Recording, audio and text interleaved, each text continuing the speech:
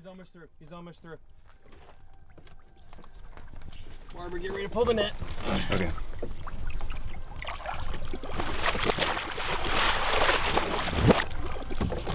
One, two, three.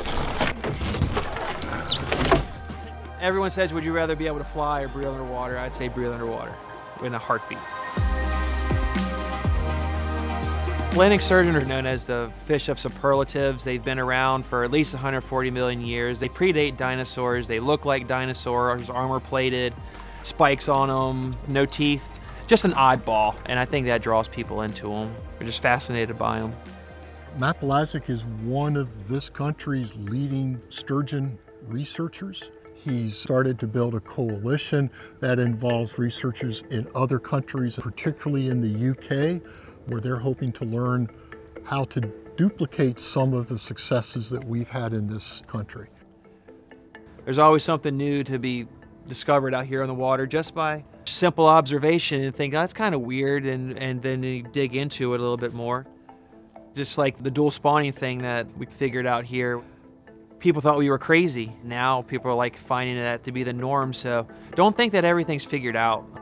And that's what's great about the Rice Center. It enables you to do those kind of things very cost effectively. We're one of the few academic field stations in the entire country that has that large river conservation management and science focus that will lead to better environmental policies and environmental practices to conserve and sustain water resources for future generations. It's part of what makes the Rice River Center so unique. So we're trying to learn things that are impacting their recovery. You do that through our marker capture work, because that's how we can monitor the trends in the data.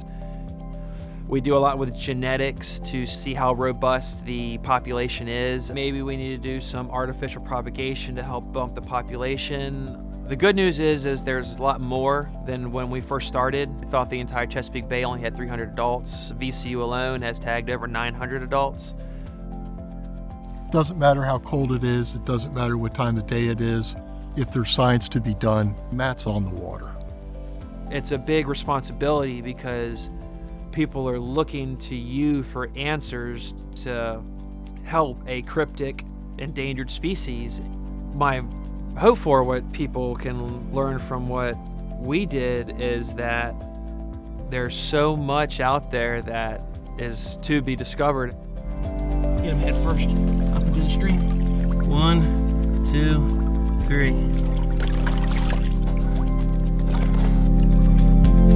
Good release.